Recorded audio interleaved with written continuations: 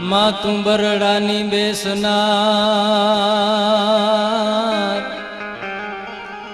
અને કરણી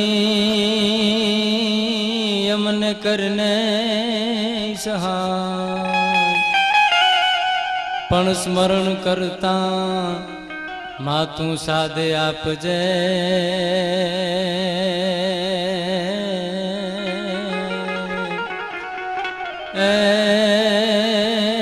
મારી વરદાડી વીજબા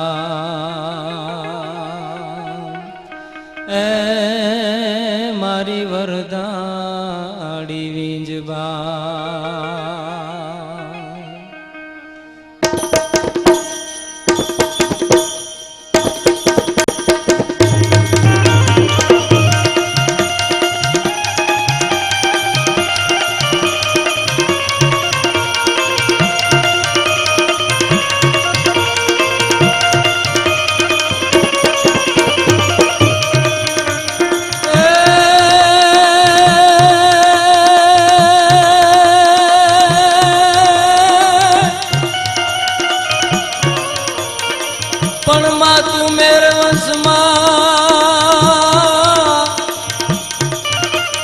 સમર્થ છો સુખદાય પણ કરુણા નિધિ દુઃખ ભંજની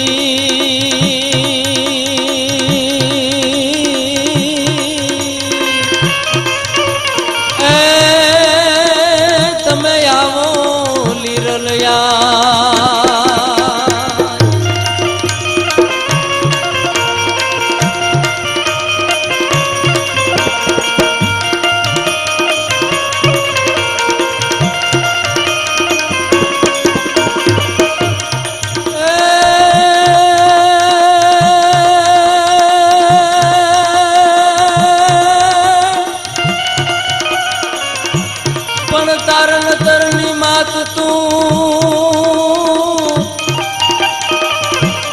અધમ ઉદાહરણ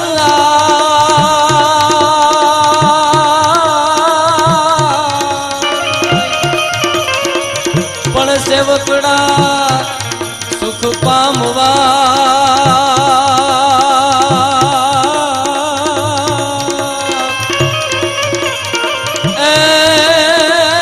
તમે બોલો જ લીરલબા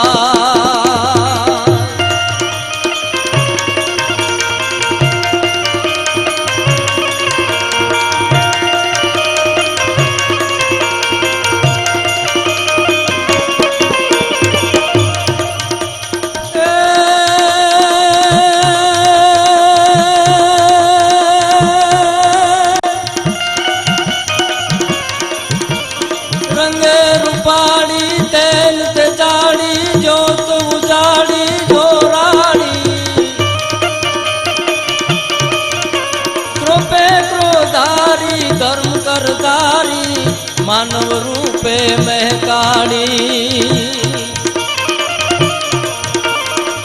મોઢા ઘર તારી દુઈતા ભારી ગત ગંગાની ગુણધારી બરણે બિરાજતા વિરલ માતા શરણે રાખો સુખકારી માં શરણે રાખો સુખકારી માં શરણે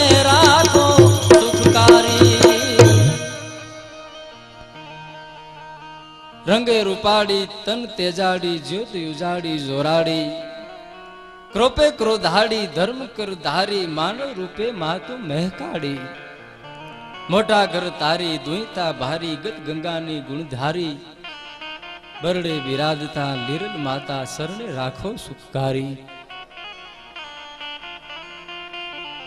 ગુજરાત પ્રદેશમાં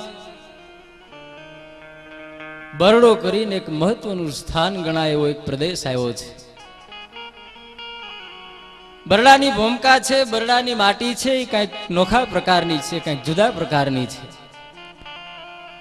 પોરબંદર અને એમનો વિસ્તાર એટલે લાખેણો વિસ્તાર એ બરડો. એ બરડાના કેટલાય ગામો ત્યાં સંતો થયા છે, ભક્તો થયા છે, સુરવીરો થયા છે, સતીઓ થઈ છે ત્યાં. એવું એક બરડાનું ગામ એટલે મોઢવાડા કરીને ગામ. એમાં મોઢવાડાની માટી છે તો કઈક અલગ પ્રકારની માટી હોય એમ લાગે છે. કારણ ત્યાંના બારવટિયાઓને પણ ભક્તના બિરુદ મળ્યા છે. આવી આ ભૂમિ છે. ખુખાર બારવટીયો હોય, જગતના ચોકમાં એક ભગત તરીકે જો ઓળખાતો હોય, ભગત તરીકે જો પૂજાતો હોય, એ ભૂમિમાં લુણા ભગત અને લાખીબેનની કુખે એક શક્તિનો જન્મ થયો. એ શક્તિ એટલે આઈ લીરલ આઈ. માં લીરબાઈની વાત કરવી છે. માણસ છે જન્મથી કાંક એવું સંસ્કારનું ભાથું લઈને માણસ આવ્યો હોય અને સંગત અને સમય સંજોગો હિસાબે કદાચ છે એનો પાટો છે અવરો પકડી લીધો એ બની શકે.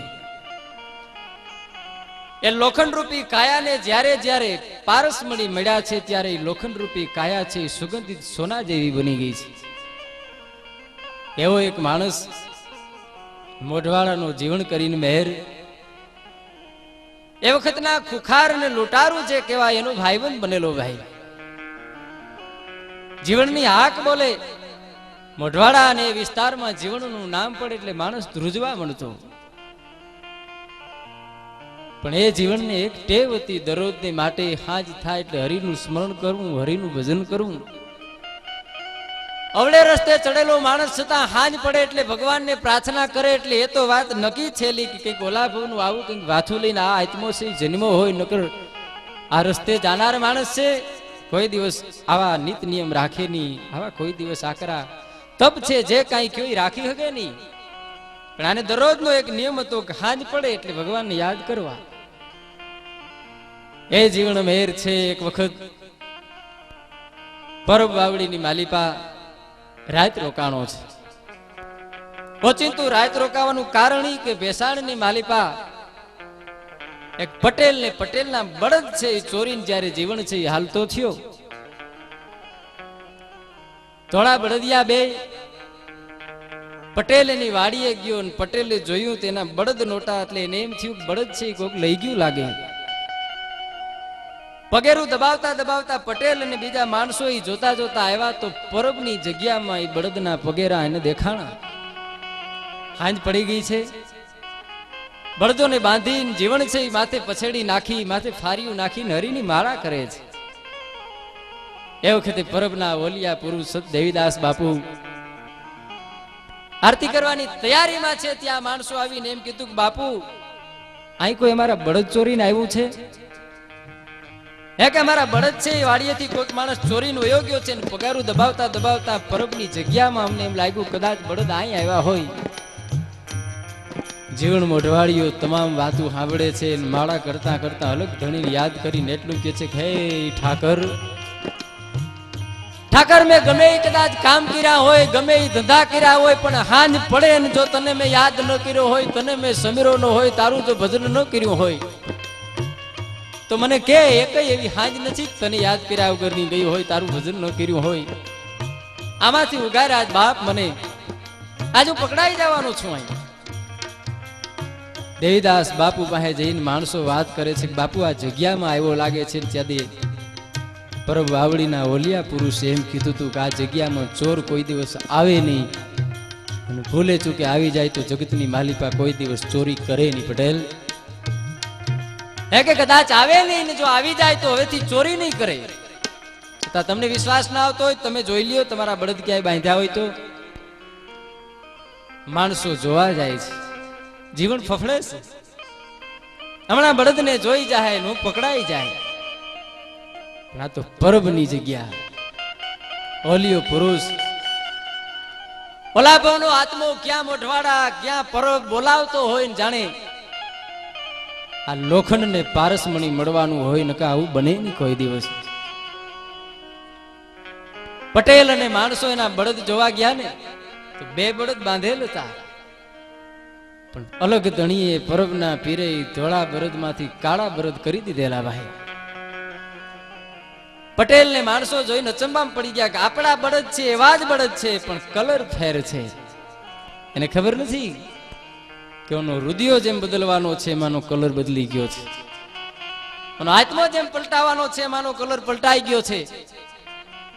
આવીને કીધું કે બાપુ અમારા બળદ નથી, અમારા જેવા છે એમાંના નહીં, પણ આ તો કાળા છે, અમારા તો ધોળા હતા. ત્યારે જીવનને એમ થયું કે હવે મારે કાળા કામ છે એ બંધ કરવા જોઈએ. અલગ ધણીએ મને ઉગાર્યો છે આમાંથી, હવે મારા તમામ જે ધંધા છે મારા બંધ કરવા જોઈએ. માણસો વયા ગયા પછી પરબના પીર ઓલિયા પુરુષ દેવીદાસ બાપુના ચરણમાં પડી નાનું બાળક એમ રડે એમ જીવન રડ્યો છે. તેદી હે દેવીદાસ બાપુ, બાપુ તમે ઉગાર્યો છે મને, અલગ ધણીએ ઉગાર્યો છે બાપુ, એ કાળું કામ મેં કર્યું તું. ઓલિયા પુરુષે માથે હાથ ફેરવીને એટલું કીધું કે ઉભો થઈ જા જીવન, જીવન હવે તું જાગી ગયો છો બાપ. 12 વર્ષ લગી જીવન મોઢવાડિયાએ પરબની કાવડ ફેરવી છે. 12 વર્ષ લગી કાવડ ફેરવા પછી એક દિવસ દેવીદાસ બાપુએ એમ કીધું કે જીવન, જીવન હવે તારી જન્મભૂમિકા બોલાવતી હોય એવું મને લાગે છે, તારે હવે અહીંથી વિદાય લેવી જોઈએ. હે કે તારી વતન તને બોલાવે છે બાપ, હું તને રજા આપું છું, જા ને ધર્મની જ્યોત જલાવ, અલગ ધણીના નામની માળા લે.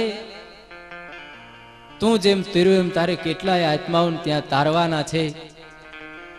જીવન મોઢવાડીએ એમ કહેવાય છે કે જીવન ભગત થઈ ગયો તો પરબ બાવડીથી વિદાય લીધી માણસે. એક પાત્ર એની રાહ જોઈને બેઠું હોય એમ હાલતા હાલતા વેકરી ગામ આવ્યો ને હાંજ પડી ગઈ. વેકરીમાં રાત રોકાણું છે જીવન ભગત, હરિના ભજન કર્યા છે. ફોરઠિયા આયરને ઘરે જીવનનો ઉતારો, આખી રાત ભજન સત્સંગ થયો. એ આયરની એક દીકરી ફોનબાઈ વર્ષોથી જાણે આની રાહ જોતી હોય. સવારે માન બાપની રજા લઈને એમ કીધું કે બાપુજી, માતુશ્રી મારે ભજન કરવું છે, વર્ષોથી આ આત્માની રાહ જોતી હતી, મને મળ્યો છે, મને રજા આપો ને. જવાન જો દીકરીને મૂકતા માન બાપ ખચકાઈ ગયા, અજકાણા. પાણીની હેલ ભરીને દીકરી હાલી આવતી હતી. જ્યારે એમ કહેવાય છે કે એક હાથ ઊંચી હેલ જોઈને એ સમજી ગયા કે આ તો કોઈક પરભવનો આત્મો છે, આપણે ઘરે ભૂલો પડ્યો છે, આ તો કોઈક ભજનાનંદી આત્મો છે ને રજા આપવી જોઈએ આપણે. વિદાય દીધી. ટૂંકમાં સોનબાઈ અને જીવન ભગત બે છે એ વેકરીથી હાલતા થયા. હાલતા હાલતા એની જન્મભૂમિકા, એનું વતન મોઢવાડા આવ્યા. મોઢવાડા આવી વર્ષોથી મોઢવાડાને મેલી દીધેલું એટલે જીવનને કોઈ ઓળખે નહીં. ગામના માણસો અણહાર કાઢે. પાણી ભરવા જતી બાયું વાતું કરે, કોઈક ભગતડો છે એના ભેગી કોઈક જવાન જો દીકરી છે. રૂપરૂપના અંબાર જેવી દીકરીને મૂકતા એના મા બાપની કેમ હિંમત આલી છે, કેમ રજા દીધી છે. જેવી બુદ્ધિ પ્રમાણે તમામ સમાજના માણસો છે વાતો કરે છે. કોઈક માણસો છે જીવન ભગતને ઓળખી ગયા છે. જીવનનો માયલો મરી ગયેલો જીવન ભગત તરીકે ઓળખાયેલો એ જીવન ભગત મોઢવાડાના પાદરમાં બાવા વાવને બાવાની બાજુમાં ઝૂંપડી એમ કહેવાય છે કરી ન્યા રામદેવજી મહારાજની જ્યોત જલાવી અલગ ધણીના નામના જ્યાં સ્મરણ થવા મહિના દિવસ અને રાત. પછી તો વાયુ વેગે વાત પ્રસરી ગઈ કે આ ગામનો જીવન નામનો જવાન આજે જીવન ભગત થઈને ગામમાં આવ્યો છે, પણ પરિવર્તન આવી ગયું છે ભાઈ. રૂપરૂપના અંબાર એના ભેગી એક કન્યા આવી છે. તેજ જોતા એની સામે આપણી દ્રષ્ટિ ન રહી હગે, આવું તેજ છે એનું શક્તિનું રૂપ હોય એવું. બે પવિત્ર આત્મા છે, હરિનું સ્મરણ કરે છે, હરિનું ભજન કરે છે. 1 દી 2 દી 5 દી 25 દી સમય વયો ગયો. માણસો છે ઝૂંપડી આવતા થયા છે. દ્વારકા જતા મોઢવાડા ગામ છે એ રસ્તામાં આવે પછી તો જીવન ભગતની ઝૂંપડી છે એ જાત્રોડોનો વિહામો બની ગઈ ભાઈ. બીજ મહોત્સવ આવે તો બીજની ઉજવણી થાય. એમાં લુણા મોઢવાડિયાની દીકરી લીરલ 7 વર્ષની જેની ઉંમર છે એ પાણી હેડે પાણી ભરવા આવે ને ત્યારે જીવન ભગતની ઝૂંપડીએ બેહેન ઝૂંપડી એને બહુ ગમતી. કંઈક કંઈક લીરબાઈ છે લીરી છે એ પાણીના બેડા છે એ ભરીને ઝૂંપડીમાં નાખી દે, એના ઘોડા ભરી દે, એના આંગણા છે એ વારવા માંડે. પછી તો લીરી છે એ જાણે જીવન ભગત અને હોનબાઈ ની દીકરી હોય એમ એના કામ કરવા માંડી, ત્યાં રહેવા માંડી ભાઈ. 7 વર્ષની ઉંમર હોનબાઈ જીવન ભગત સત્સંગની વાતો કરતા હોય ને તો લીરબાઈને બહુ મજા આવે. 7 વર્ષની ઉંમરમાં એને હરિસ્મરણ ગમવા માંડ્યું, એનું ભજન ગમવા માંડ્યું. પછી તો ટોણો મોઢવાડિયો લાખીભાઈ આ ઝૂંપડિયા એવો નાતો બંધાઈ ગયો કે વર્ષે દાડે જે કાંઈ અનાજ ઘટે જે કાંઈ વસ્તુ ઘટે તેને મોકલાવે ન્યા આત્મતાના સંબંધ બંધાઈ ગયા પોતાનું ઘર હોય એવું લાગવા માંડ્યું આ ઝૂંપડીને અને આ ઘરને લુણા ભગતના ઘરને નિર્વાય છે બચપનના વાઘા ઉતારી યુવાનીના ડગલે પગલા માંડ્યા ને યુવાનીમાં પ્રવેશ કર્યો કેશવ ગામથી જેઠાભાઈ કેશવાલા એના દીકરા વચ્ચીનું માગું લઈને આવ્યા લુણા ભગતને આંગણે વાત કરી લુણા ભગત તમારી દીકરી છે જુવાન થઈ છે મારો દીકરો જુવાન છે લીરીના નામના આપણે ગોળ ચોખા વેચીએ તો લોણો મેર એટલું બોલ્યો તો કે મારે એક વ્યક્તિને પૂછવું પડે લુણા ભગત તારાથી મોટું ઘરમાં કોઈ નથી બધી વાત સાચી જગતનો જે મોટામાં મોટો અલગ ધણી છે એની સેવા પૂજા કરનાર બે પાત્રો છે એને પૂછ્યા વગર હું હા ન પાડું 7 વર્ષની હતી ત્યાંથી લીરી છે એ ન્યારીએ છે મારા કરતા એને વધુ વાલી છે આ ઘર કરતા લીરબાઈ ને એ ઝૂંપડી બહુ ગમે છે ઘડીક હું પૂછી આવું ને જીવણ ભગત અને હોનબાઈ પાસે આવીને લુણા મોઢવાડિયાએ વાત કરી કેશવ ગામથી માગું આવ્યું છે લીરબાઈ નું શું કરીએ ભગત જીવણ ભગતે હોનબાઈએ દાંત કાઢીને એમ કીધું તમને રૂચતું હોય તમને ગમતું હોય તો અલગ ધણીનું નામ લઈને તમે તમારે એ કરી નાખો એક અલગ ધણીનું નામ લઈને કરી નાખો આવીને લુણા ભગતે કીધું કે મને આ સંબંધ છે એ મંજૂર છે અને વચ્ચીના લીરબાઈના સગાઈને એમ કહેવાય છે પતાહા વેચાણા એનો ગોળ વેચાણો 1 વર્ષ પછી વચ્ચી છે ઘોડલે ચડીને જયારે મોઢવાડામાં પરણવા આવ્યો ત્યાંના 2 મા બાપ નહીં પણ 2 મા અને 2 બાપ છે બેયના હૈયામાં એટલો આનંદ હતો લાખીબેન અને લુણો ભગત તો હતા જ પણ હોનબાઈ અને જીવણ ભગતને એટલો આનંદ હતો કારણ કે એની ઝૂંપડીમાં મોટી થઈ હતી લીરબાઈ તામે તુમે લીરબાઈના લગ્ન થયા બાપની ત્રેવડ પ્રમાણે બાપે એને કર્યાવર કર્યો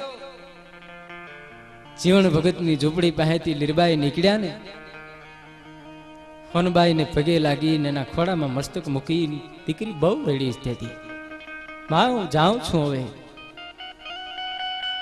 શિખામણના જેટલા શબ્દો કહેવાતા હતા જેટલી શિખામણ દેવાતી હતી એટલી હોનબાઈ શિખામણ દીધી દીકરી લીરી સાસરવાસમાં જઈને તારા માન બાપની આબરૂ છે તું વધારજે લીરબાઈ બોલ્યા છે કે માં તમારો સત્સંગ કર્યો છે તમારું ભજન સાંભળ્યું છે માં કેવું ન પડે હોનબાઈ અને જીવણ ભગતે પણ દેવાતું તું એટલું દીધું લીરબાઈ ની વિદાય થી તેથી માં બાપને જીવણ ભગતને હોનબાઈને મોઢવાડાને વહેમી લાગી કારણ કે લાડકી દીકરી હતી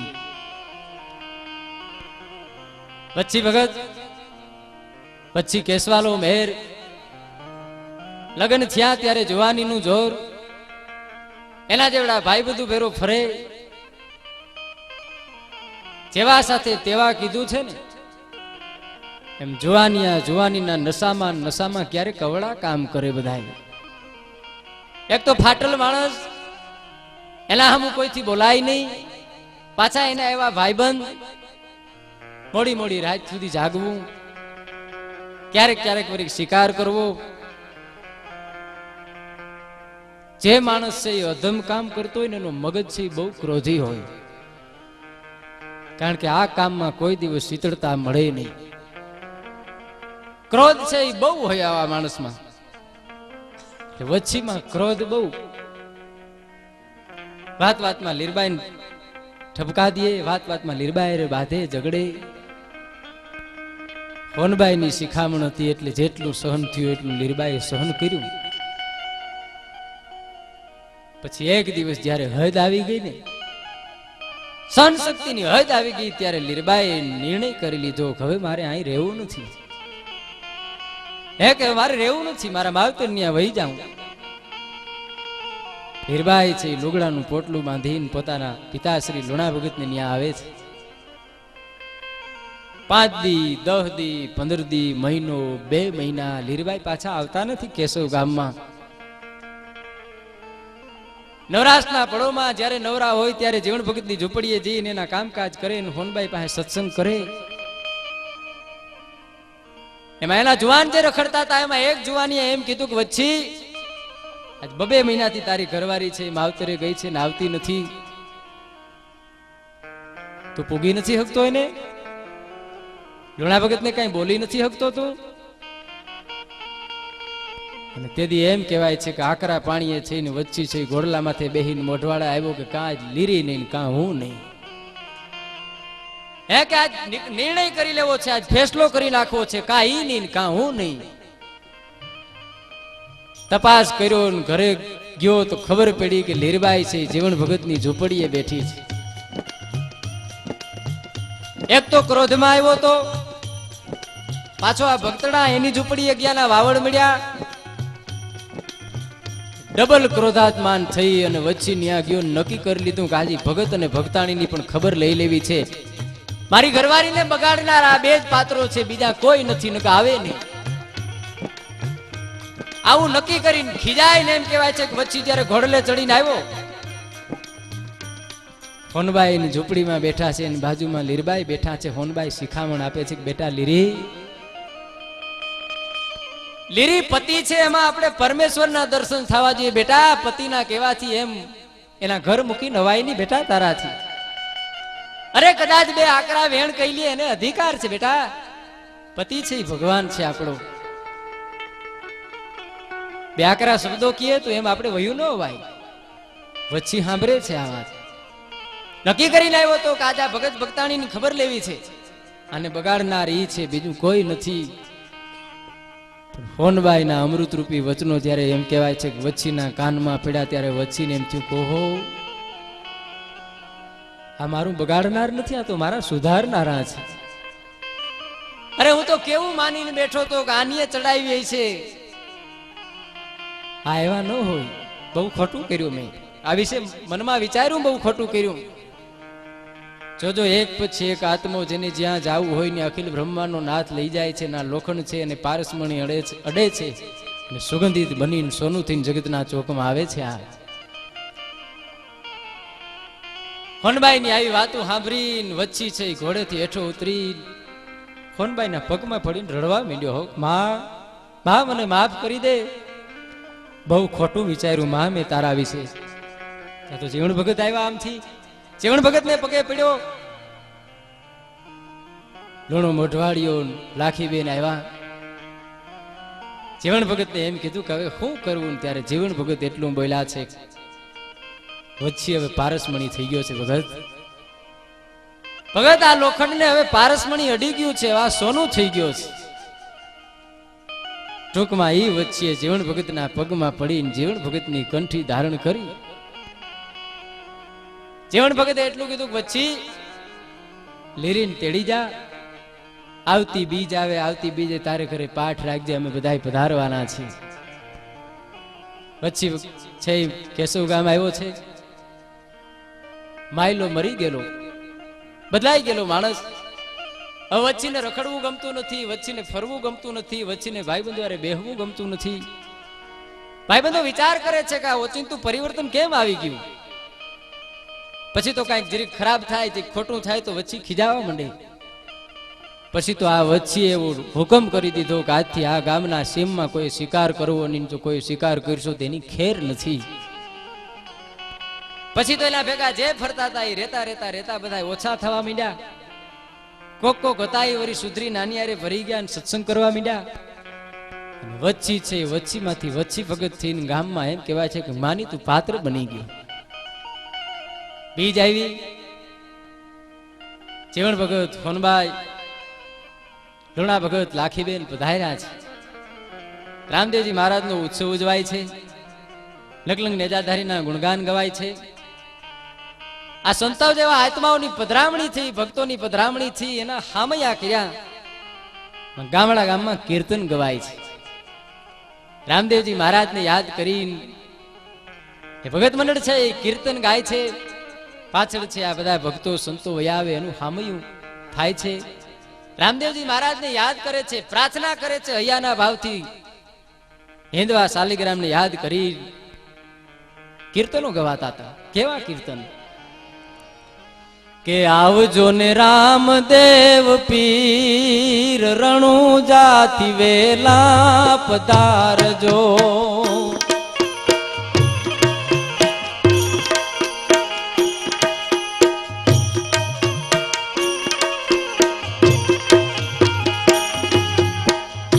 આવજો ને રામદેવ પીર, રણુજાથી વેલા પધારજો.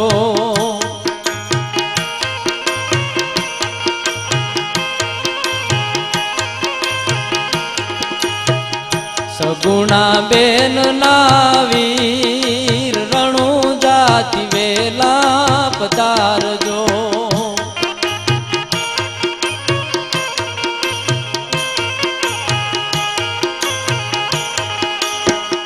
ઉતારા ઓરડા ને મેળી કેરા મોલ છે.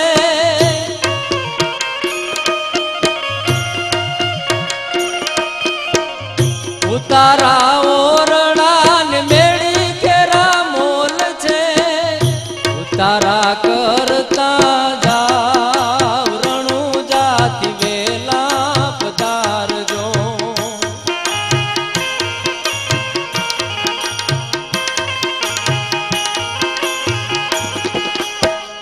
આવજો ને રામદેવ પીર, રણુજાથી વેલા પધારજો.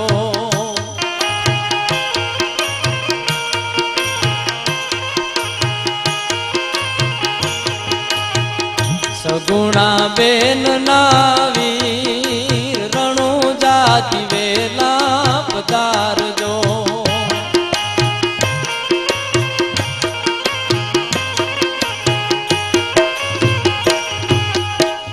કોઢણ ઢોલિયા ને હિંડોળાની ખાટ છે.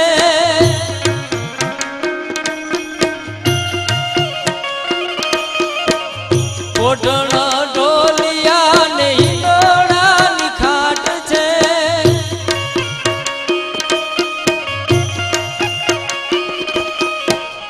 કોઢણિયા કરતા જાવ, રણુજાથી વેલા પધારજો.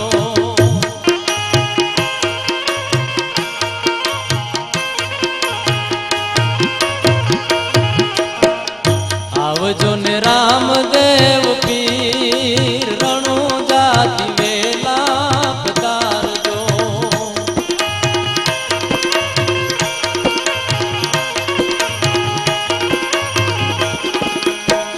સગુણા બેન ના વીર, રણુજાથી વેલા પધારજો. વેલા પધારજો, વેલા પધારજો.